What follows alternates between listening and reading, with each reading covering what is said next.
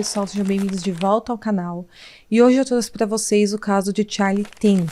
Esse caso gerou bastante polêmica nos Estados Unidos e dividiu opiniões quando a vida conturbada de uma família muito rica veio à tona nos tribunais do país. E antes de você continuar ouvindo esse caso, vou pedir para você não se esquecer de deixar um like aqui para mim, também de se inscrever no meu canal. Fiquem comigo até o final do vídeo e bora pro caso de hoje.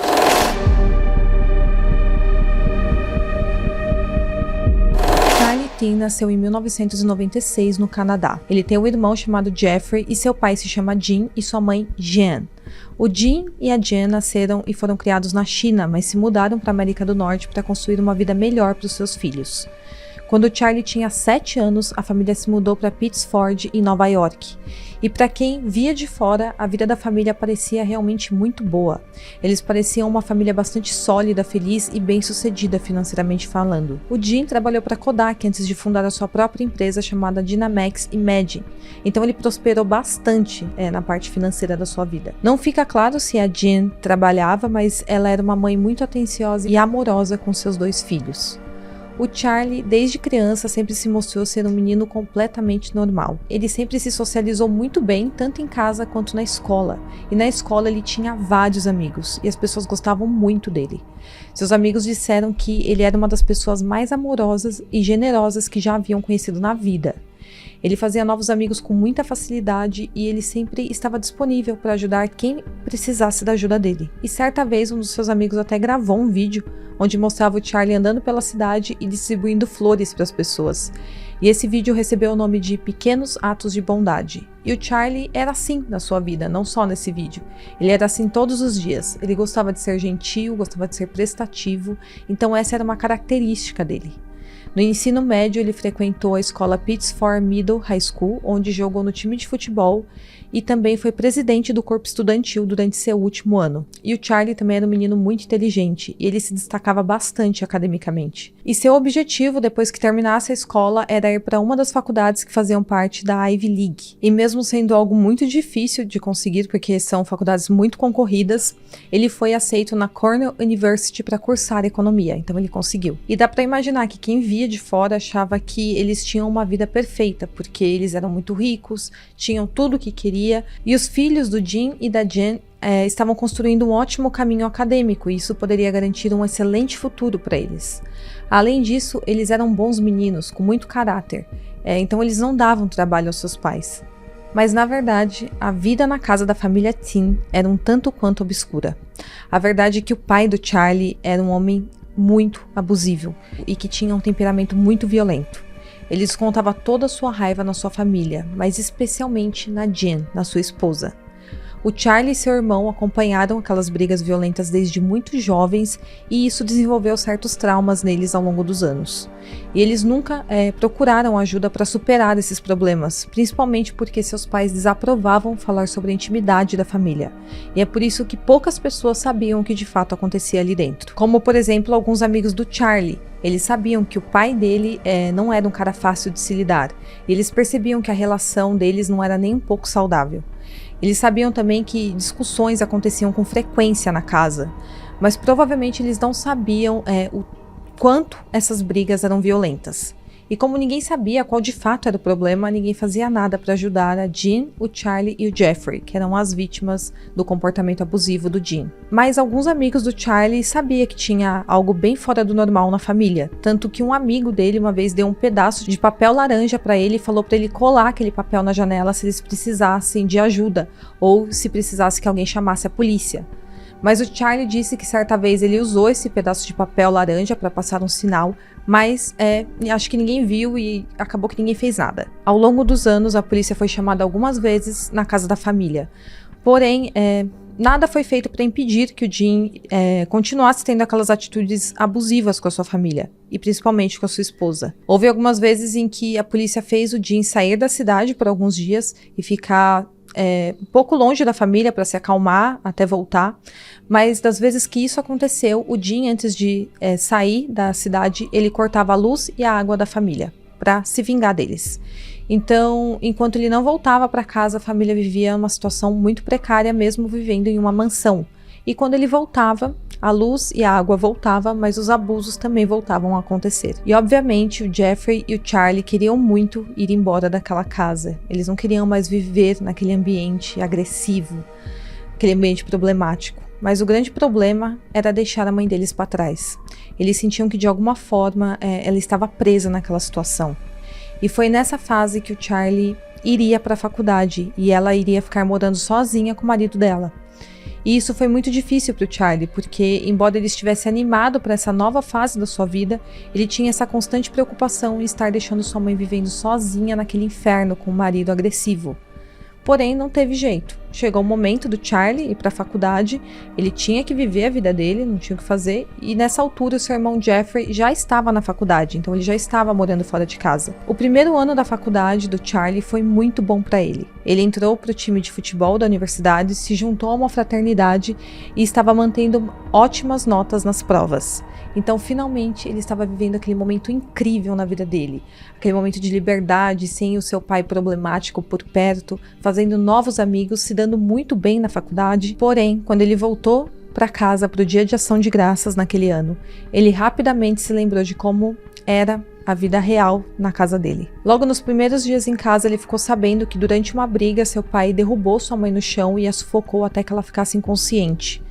E o Charlie conta que seu pai ficava dizendo naquela época que queria tirar a vida da esposa, e ele percebeu que aquilo poderia de fato acontecer. Após voltar para casa, depois de ter tido uma vida saudável na faculdade, ele percebeu que não queria mais viver aquilo. Ele não queria mais passar feriados e nem férias na casa dos seus pais, porque quando ele chegava lá, ele se lembrava de todos aqueles abusos, aqueles problemas, aquelas brigas dentro de casa. E por isso, quando chegaram as férias de Natal, ele e sua mãe viajaram para Colorado para ficar com seu irmão.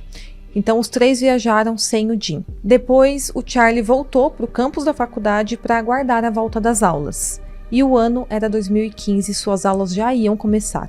E provavelmente o Charlie não fazia ideia do que iria acontecer na sua vida nos próximos meses. Em 5 de fevereiro de 2015, o Charlie falou para o seu treinador de futebol no dia seguinte, porque ele tinha que ir para casa e tratar de alguns assuntos familiares. O seu treinador era um cara que apoiava sempre que possível os meninos do time, então falou para o Charlie ir tranquilo, resolver o que tinha para resolver e depois voltar. Ele apenas falou para o Charlie avisar quando o Charlie chegasse ao seu destino em segurança e para ele ir tranquilo. Então, naquele 5 de fevereiro, o Charlie dirigiu 1h30 até a casa dos seus pais. E ao longo do caminho ele fez planos para se encontrar com 2 amigos diferentes. Entre as 6h30 e 9h30 daquela noite, o Charlie se encontrou com sua amiga Ana e com o namorado dela para eles jantarem juntos.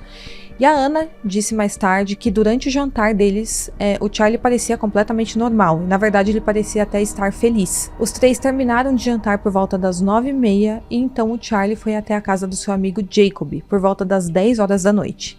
Eles tinham combinado de se encontrar para assistir uma partida de basquete juntos, mas algo parecia fora do normal para o Jacob, porque ele disse que o Charlie parecia estar triste e meio distante, diferente de como o Charlie era normalmente.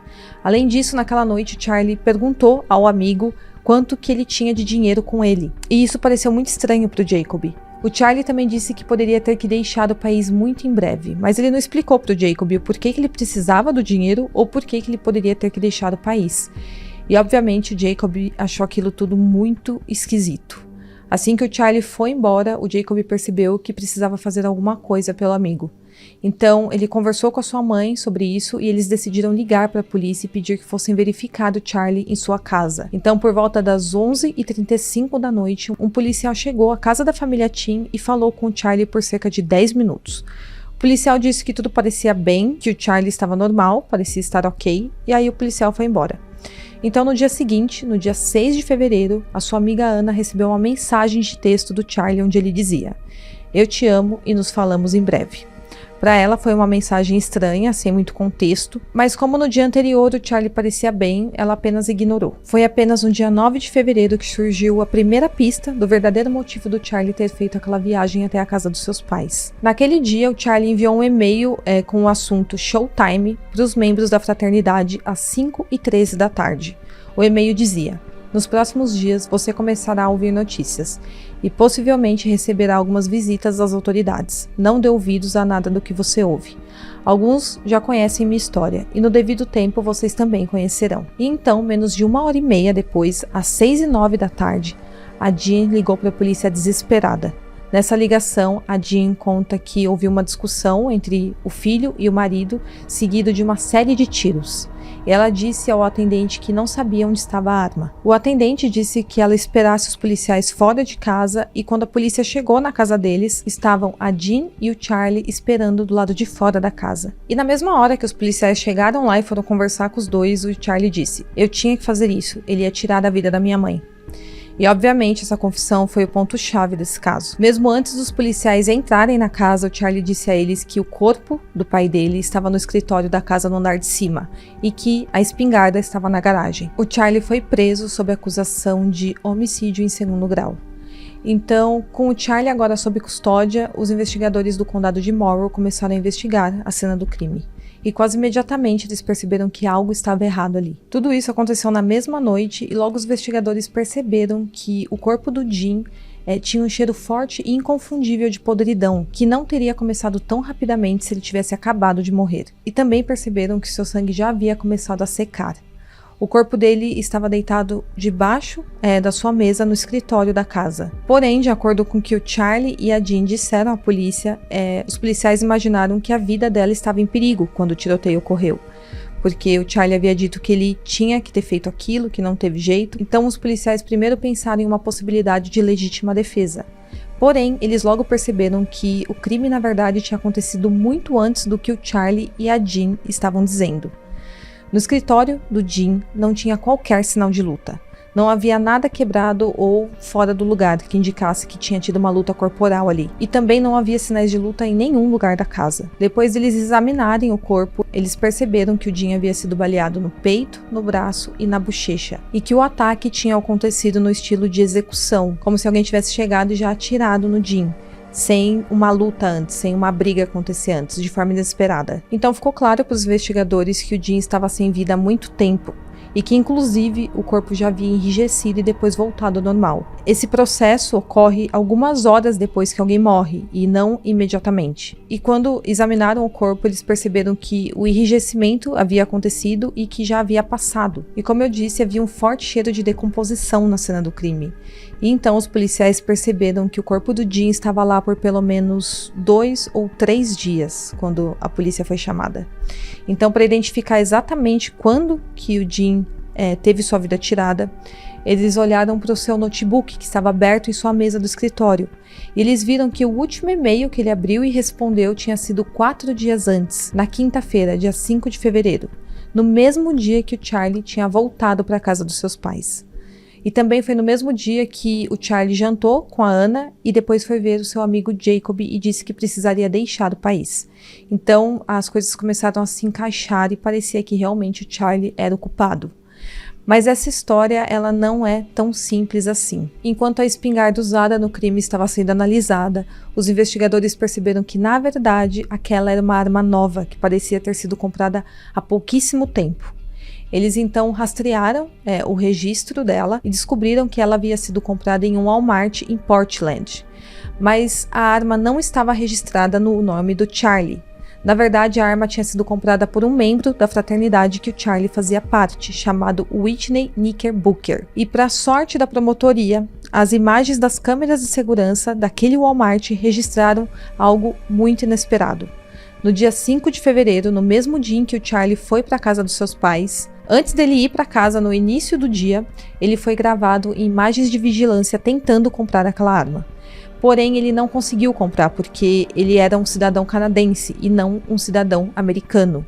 Então ele teria que esperar um tempo até que fosse aprovada a compra dele para depois ele pegar a arma de fato. E então, para não ter que esperar esses dias, o Charlie pediu que seu amigo Whitney fizesse a compra para ele. Após essa investigação, em 13 de fevereiro, o Charlie foi indiciado por ter tirado a vida do seu próprio pai. Nessa altura, o caso já estava na mídia e 2 semanas depois foi anunciado ao público que a morte do Jim tinha ocorrido dias antes da polícia ser acionada. Mas mesmo que o público que estava acompanhando o caso soubesse que o Charlie havia sido acusado do crime, o apoio que ele tinha era imenso.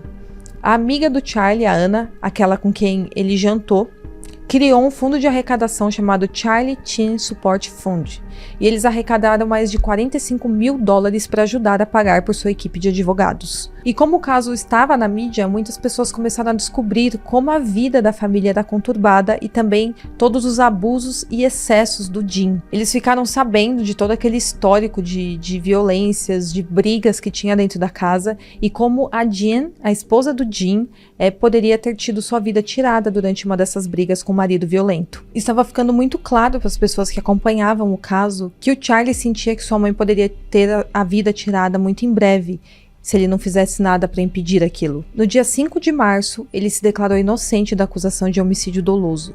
E então ele foi libertado após pagar uma fiança de $50 mil para aguardar o julgamento em liberdade. E o julgamento começou em 22 de setembro de 2015.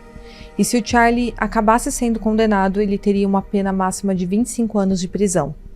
A equipe de defesa do Charlie tinha 2 pontos principais para explicar por que o Charlie deveria ser considerado inocente. O primeiro ponto era o fato de que havia uma longa história do seu pai ser um homem violento e abusivo com a família.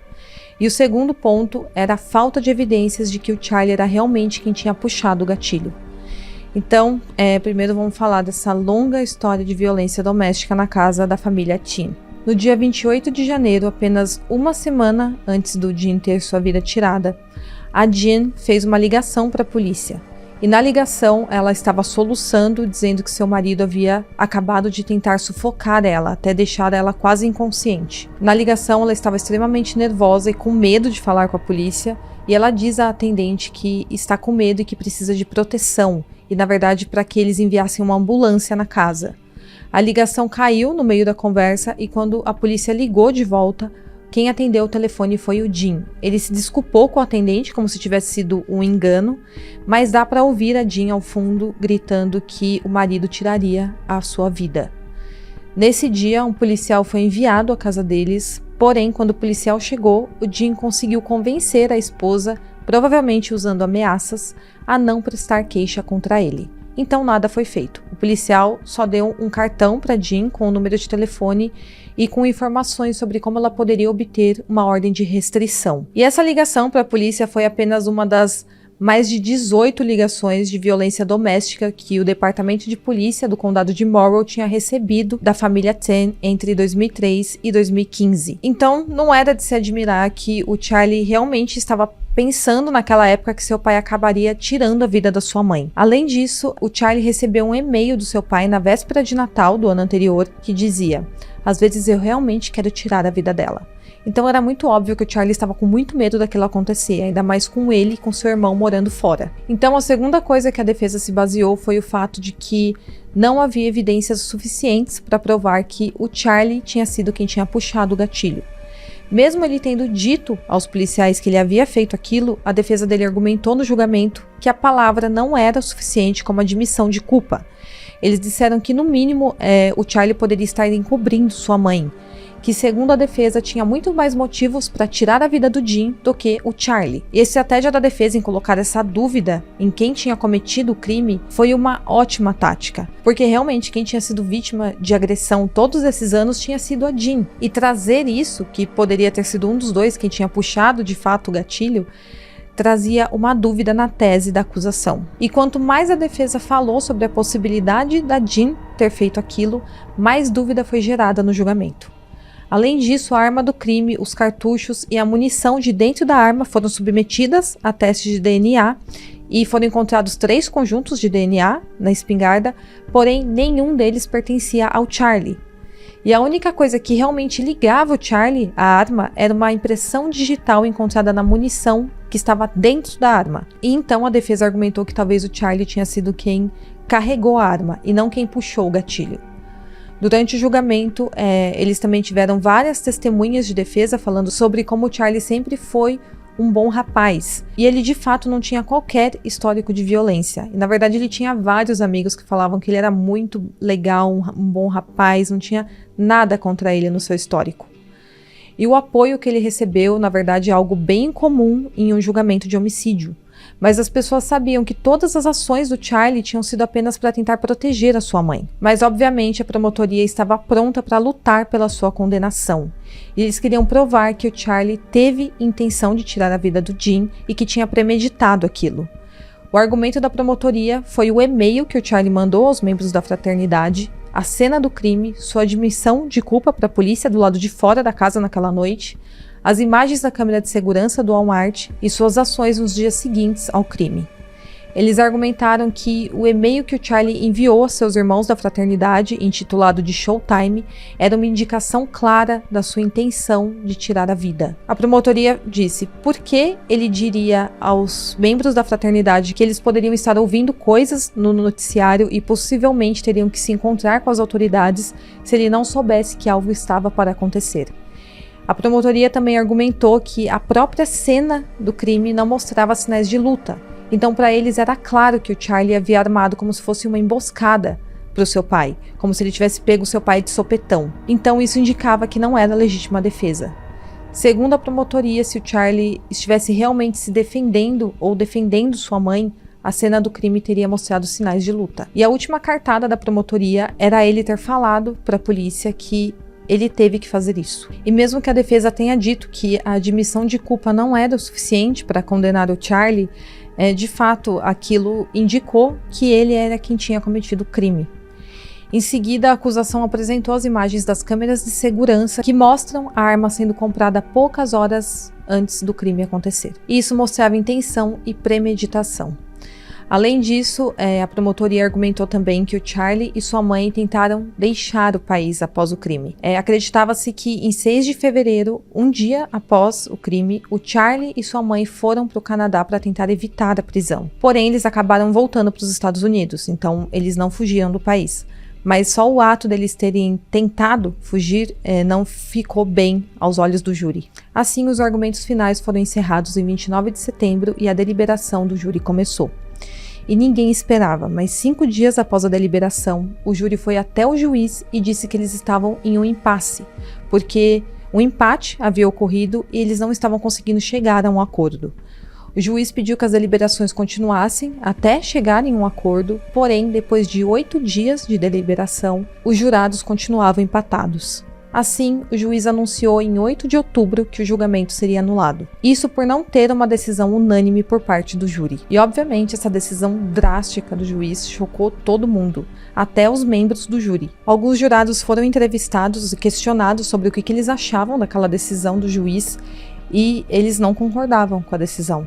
2 juradas falaram na entrevista como que eles gastaram vários dias deliberando de forma exaustiva para no fim sentir que seus esforços tinham ido por água abaixo. E também elas falaram sobre a decisão do julgamento ter sido ir para júri popular, mas no fim ter a decisão tomada pelo juiz. E na verdade, provavelmente nem o Charlie e seus advogados esperavam esse resultado, mas claro que eles comemoraram muito a decisão. Mesmo não sendo uma vitória, ou seja, o Charlie não havia sido inocentado.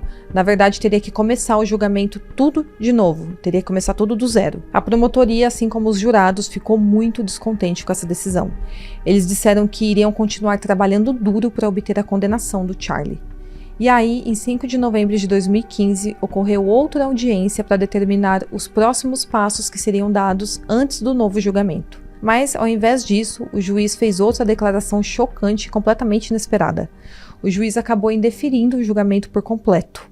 Foi determinado que não havia provas suficientes para justificar um novo julgamento. E então, agora finalmente, Charlie era um homem livre. E novamente a promotoria ficou muito descontente com essa decisão. O promotor principal até tentou argumentar com a decisão do juiz. E ele falou para o juiz que ele se lembrasse de algumas coisas importantes desse caso. A primeira era que o Charlie havia dito que ele teve que fazer aquilo, então ele assumiu a culpa. A segunda era que sua própria mãe também tinha dito que ele tinha feito aquilo. Ele também lembrou o juiz que o Charlie havia dito a um amigo que iria deixar o país. E por último, que o Charlie havia feito um amigo dele comprar a arma do crime. O juiz ficou bastante irritado com o promotor questionando sua decisão e ameaçou dar voz de prisão, caso o promotor não parasse de falar. Essa discussão aconteceu aos berros ali na audiência. depois que o promotor ficou interrompendo a decisão do juiz, e o promotor falou que o juiz estava com amnésia diante das provas apresentadas. E o juiz falou que estava sendo ofendido e pediu para que o promotor retirasse o que disse. Mas o promotor se recusou a retirar o que disse e quase que o juiz deu voz de prisão. E no final, o juiz havia decidido, e fim de papo, o julgamento estava encerrado e o Charlie, de fato, foi considerado um homem livre. E esse é um daqueles casos difíceis de tomar um lado, porque quando eu ouvi a defesa e a história do Charlie, eu fiquei a favor dele. Mas quando eu ouvi a tese da promotoria, eu entendi também que tem um ponto ali em aberto, tem provas apresentadas, tem confissões que foram feitas. E além disso, uma pessoa sem vida no final dessa história. Então, em março de 2017, um tribunal de apelações se reuniu para discutir a decisão de arquivar o caso. E foi finalmente determinado que a decisão do juiz havia sido dada com base na lei. E por causa da lei de risco duplo que existe na Constituição dos Estados Unidos, onde determina que ninguém poderá ser julgado 2 vezes pelo mesmo fato, nada poderia ser feito. Então o Charlie nunca mais poderia ser acusado de ter tirado a vida do seu pai. E nos 2 anos seguintes, o Charlie era um homem livre e tentou seguir em frente com a sua vida da melhor maneira possível. E as coisas estavam caminhando muito bem para o Charlie, mesmo ele tendo enfrentado todo esse turbilhão na vida dele. Mas, enquanto isso, os promotores ainda estavam trabalhando para tentar retomar esse caso e conseguir a condenação dele. E aí, em 22 de setembro de 2017, quando Charlie estava voltando do Canadá para os Estados Unidos, ele foi preso por 3 novas acusações, que eram uma acusação por ter recebido uma arma com a intenção de cometer um crime e 2 acusações de fazer declarações falsas durante a compra de uma arma. Essas acusações foram feitas baseadas nas imagens das câmeras de segurança do Walmart que mostravam que o Charlie tinha tentado comprar a arma e que quando ele não conseguiu, ele mandou seu amigo, o Whitney, fazer isso. E quando ele foi a julgamento por esses crimes federais, ele se declarou culpado das acusações. Ele poderia pegar no máximo 25 anos de prisão e, enquanto esperava a sua sentença, ele escreveu uma carta para o juiz. Ele disse o seguinte: eu tinha acabado de começar meu 4º semestre na Cornell University quando meu irmão começou a insinuar sobre outra briga em casa. Ele estava morando no Colorado e estava sendo enigmático em suas mensagens. Tomei isso como um sinal para ligar para minha mãe e descobri que ela e meu pai tinham tido a pior briga até aquele momento. Ele a sufocou até que ela quase perdeu a consciência. Depois de conversar com meu pai, ficou claro que ele ainda estava agitado. Quando eu disse a ele que ele não podia colocar as mãos nela, ele explodiu. Ele me disse para eu cuidar da minha vida e que se ela o irritasse novamente, ele tiraria a vida dela. Então, por essa declaração do Charlie, parecia que ele sentia que não tinha outra opção, que essa era a única maneira dele salvar a vida da sua mãe. Ele achava que de fato a vida dela estava em risco. E na carta ele também fala como ele sabe que aquela atitude foi muito prejudicial para ele, porque ele fala que se ele soubesse na época que poderia contatar alguém sobre a violência que sua mãe estava sofrendo, ele teria tentado ajudar ela da maneira correta. Ele também fala nessa carta que se ele pudesse ter uma segunda chance, ele teria feito tudo diferente e que agora ele iria trabalhar em prol dos adolescentes, que esse era o chamado dele, para ele trabalhar sendo orientador de adolescentes que acabam de sair da escola e também com jovens carentes. Ele fala também que teve que se mudar para Chicago porque a Universidade de Chicago foi a única faculdade entre as 24 que ele se inscreveu que o aceitou. Ele também fala que ele fez amizade com seus vizinhos e com os filhos deles. Ele fala que a única chance que ele tinha para colocar esses planos dele em ação e ajudar o próximo era o juiz dando essa oportunidade dele de fazer isso, deixando ele livre. Porém, mesmo após enviar essa carta ao juiz, em 19 de novembro de 2018, ele foi sentenciado a 20 anos de prisão. Na tentativa de anular a sentença de 20 anos de prisão pelos crimes federais, em novembro de 2019, o Charlie admitiu publicamente a culpa pelo crime contra seu pai.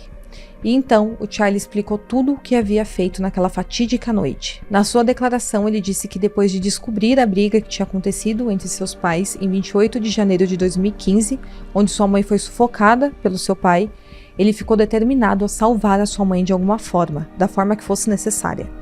Ele então deu um jeito de conseguir uma espingarda, entrou na casa pela porta dos fundos, subiu direto as escadas para o escritório do seu pai e atirou nele 3 vezes. Ele admitiu que disse para a mãe, logo em seguida, arrumar as malas porque os dois teriam que ir para o Canadá. Mas naquela noite, no dia 5 de fevereiro, enquanto eles arrumavam a mala, o policial que o Jacob havia chamado para verificar se estava tudo bem, apareceu na casa. O Charlie disse que se lembrava de ter tentado agir da forma mais calma e natural possível, enquanto ele sabia que seu pai estava sem vida no andar de cima. Depois que o policial foi embora, ele e sua mãe dirigiram para Toronto, e de lá eles fizeram um plano para fugir para a China usando vistos de turistas. Ele disse que eles conseguiram os vistos em 9 de fevereiro e que eles de fato iriam fugir. Mas naquele dia o Charlie acabou mudando de ideia, porque ele pensou que se fugisse, o seu irmão poderia ser acusado pelo crime. Então foi quando eles decidiram voltar para os Estados Unidos, chamar a polícia e fingir que o crime tinha acabado de acontecer. Porém, já fazia 3 dias que seu pai estava sem vida lá na casa. E por isso que quando a perícia chegou ao local, percebeu que fazia muito tempo que aquele corpo estava lá. Junto com essa declaração apresentada ao juiz, o Charlie pediu anulação da sentença por porte de arma. Ele alegou assistência ineficaz do seu advogado de defesa. Ele alegou que seus advogados de defesa o aconselharam a não admitir ter atirado em seu pai durante o julgamento sobre porte de armas, e que os advogados não fizeram uma avaliação completa de saúde mental e também não mostraram evidências suficientes ao juiz sobre o ambiente problemático e agressivo que ele viveu na sua vida desde a sua infância. E de fato, os documentos anexados a essa declaração dele mostravam que a polícia havia sido chamada na casa da família Tin 25 vezes entre 2013 e 2009. Essa declaração do Charlie também incluía uma avaliação de saúde mental que concluía que o Charlie sofreu um colapso psicológico aos 19 anos, e isso teria levado ele a cometer o crime. As leis federais permitem que os juízes deem menos tempo de prisão para alguém que aceita a responsabilidade e sente remorso pelo que fez, e essa era a tentativa do Charlie. O novo advogado do Charlie solicitou uma nova sentença ou uma audiência nova perante o juiz federal. E atualmente o Charlie está cumprindo sua pena na prisão federal Ray Brook. Sua mãe, a Jean, e o seu irmão, Jeffrey, assumiram as operações da empresa do seu pai, a Dynamax Imaging. Como herança, o Charlie recebeu quase $231 mil em dinheiro e, além disso, ele se tornou proprietário parcial da empresa, com uma participação acionária de 25%. Avaliada em $1,2 milhões. E nesse caso, não dá para deixar de pensar em como as coisas poderiam ter sido diferentes para o Charlie se a sua família tivesse tido um lar saudável. Porque o Charlie, ele era um bom rapaz, ele tinha um futuro promissor, pelo histórico que a gente fica sabendo dele nesse caso. Então, se de repente sua mãe tivesse conseguido se livrar do marido, se separando dele de repente, o Charlie poderia ter um destino muito diferente do que ele teve. E eu vejo que é muito comum entre casais que estão casados há muitos anos tentarem manter um casamento de aparência, ou então manter apenas para não dividir os bens da família. E enquanto isso, esse casal vive uma vida completamente conturbada e infeliz. E eu já ouvi vários casais falando, pelo menos eu mantive o meu casamento. Mas a que custo você manteve o seu casamento? Custou sua felicidade, seus anos que poderiam ter sido em paz? Custou a felicidade e a saúde mental dos seus filhos? Custou a possibilidade de todos os envolvidos nessa história terem um ambiente saudável para viver? Será que se os pais do Charlie imaginassem que as coisas iriam terminar assim, eles não teriam tomado a decisão de cada um seguir suas vidas separados? Isso poderia ter evitado um assassinato e um filho com um futuro promissor que ele poderia ter tido acabar atrás das grades. E eu quero muito saber sua opinião sobre esse caso. Você acha que foi justo o Charlie receber a pena que recebeu? Ou você acha que ele realmente agiu de alguma forma em legítima defesa? Ou que ele estava apenas salvando a vida da sua mãe? Eu quero muito saber o que você achou desse caso. Espero muito que vocês tenham gostado do vídeo e até o próximo caso.